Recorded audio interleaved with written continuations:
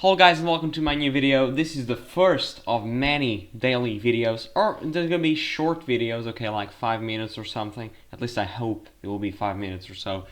And this will be the first of many until the election. This is the road to November, okay, November 4th, the election day in America. We're gonna have elections, many elections. Also in the Commonwealth of Pennsylvania, gonna have Supreme Court justices there running up for election as well, and also California.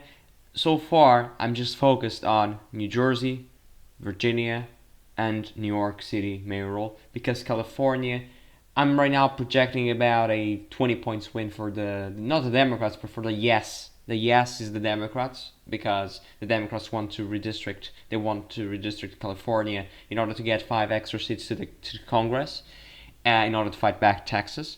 The Republicans did the same there, but in California it needs to be with a referendum. But let's talk about Virginia, okay, and New Jersey and New York City mayoral. Let's start with the smallest ones. This is New York City mayoral. I have here the 5 boroughs of New York: Queens, the Bronx, Manhattan, Brooklyn, and Staten Island. Okay, those are the 5 boroughs of New York City. And so far, I have Mandani. I say here Democrats and Andrew Cuomo. I have Mandani winning in all of the 4 except all of the 5 except Staten Island. Okay, Staten Island should be the first one. The first place in Staten Island should be for Andrew Cuomo. The second one for Curtis Silva, and for the third one to be Zohran Mamdani in Staten Island. Okay, next expect Mamdani to win all of the 4. With a great margins, I would say, apart from the Bronx, which will be very competitive. Okay, it's interesting, even though Mamdani doesn't like the rich people, and he wants to tax them a lot more than they are currently. He's getting the worst margin, I would say, apart from Staten Island, of course, but it's in the Bronx, which is the home of working class people in New York, which is curious. He's getting more votes in the rich people, especially around financial district here around downtown New York, which is just interesting, I would say. Then we're gonna talk about New Jersey. Very competitive race between Jack Ciattarelli and Mikey Sherrill. Okay, those are 2 candidates, and I expect she to win here. I expect Mikey Sherrill to win in the state of New Jersey by a very small margin. Right now, my model is projecting a 3 percentage points difference between Mikey Sherrill and Jack Ciattarelli. I would say 51-48 right now, and this is going to be crucial. Right now, this is the county map. It's the same county map as Trump had in 2024. But if Jack Ciattarelli is going to have a beautiful night for the Republicans, of course, he is going to win here in Bergen County and probably be very, very competitive, if not winning it. Burlington County, which is right here. Those are the 2 counties, I would say, the pivotal counties in the state of New Jersey. They should vote with the winner and by the same margin as the winner. So if during election night we have these 2 results like before the rest of the state, we can deduct how the margins will be for the Democrats and the Republicans there.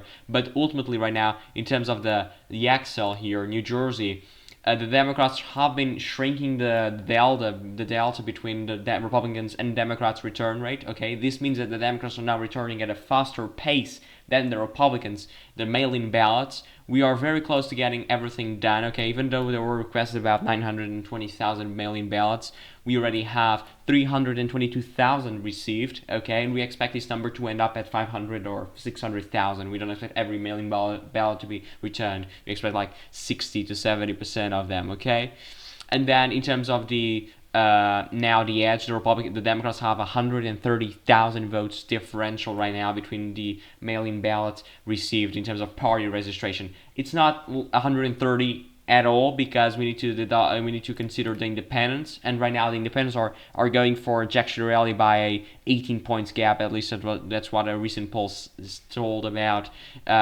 about New Jersey. Okay, because the independents are going massively for Jack Ciattarelli. Okay, now let's move on to Virginia, the beautiful Commonwealth of Virginia. And this is the current map. We do have some flips in terms of counties that Trump won now to the Abigail Spanberger campaign, the Democrats. This one here, also that one there, and this one I think as well. I'm not so sure about, and I'm not so sure about all of it, but we do have some flips, okay, and some potential flips if it is really a big blue wave, okay. I mean, this is Spotsylvania County. This could flip in a big blue ripple, and also I would say here York County. This has been trending blue in the recent years. Mitt Romney in 2012 won here by about 25 points or 30 points, was something like that, and Trump only won by about 10. So this is a county that has been shifting towards the left in the recent years. But I expect Abigail Spanberger to be winning right now today by about 7.5 points, 8 points in the state. I know many predictions are saying 12 points to the Democrats. I don't believe that. That's more than Biden did. I don't think they can do better, especially because the early vote is not going in the best way possible for the Democrats, okay?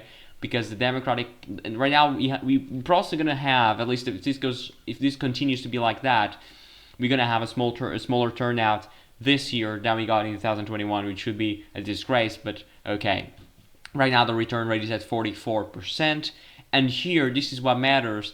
The difference between the Trump plus 10 counties in terms of the turnout, okay? Because it is crucial in any election. Turnout is a key factor. I would say the most important factor in any election. And right now the difference is almost is 10.5 points, almost 10.5 points between Trump and Harris counties, okay? Which means that Trump's counties now are turning out in a better number. You'd say, okay, but that could be Democrats. Yes, but it's not like that in most of the cases. This means that the Trump's base is more energized to vote, and that's why they have a better turnout. They have a more percentage of turnout. And if you compare the EV margin right now, the EV margin 2024, you can say that in 2024 by this time was 4%, I'm sorry, and now it's 2.5%. So that's a difference of about 1.5 points. Is that enough for Winsome Earl Sears to win? I don't think so. But is it enough to make it more competitive than people thought? Probably 10% plus or 12% plus for Abigail Spanberger. I think it is. That's why I think this will be a 7.5 points race. Better than Kamala's 5.6, but still very far from what the Democrats wished. So far, this could be 3 defeats for the Democrats, because even though they're going to win everything, it's not a 100% win, because they're not going to overperform by a lot in Virginia. At least that's what I expect. In New Jersey, they might fall behind Kamala's number, and because Jack Shirley is such a beautiful candidate. I mean, he's doing a fantastic job in 2021, also this year. And in New York, Mandani is a Democrat. He's going to win. The problem here is probably not the win the Democrats wished, because he's a so-called democratic socialist. Probably not the best for New York in terms of for the project of the Democratic Party. But it's up for the New York people to choose, and we just need to respect that. So this is the video, guys. I hope you have liked the video. Don't forget to subscribe and leave your like. And don't forget the live stream on November 4th. It's already 8 minutes. I said 5, but it's going to be a little bit more than that. So yeah, see you tomorrow with another video, and see ya. Thank you.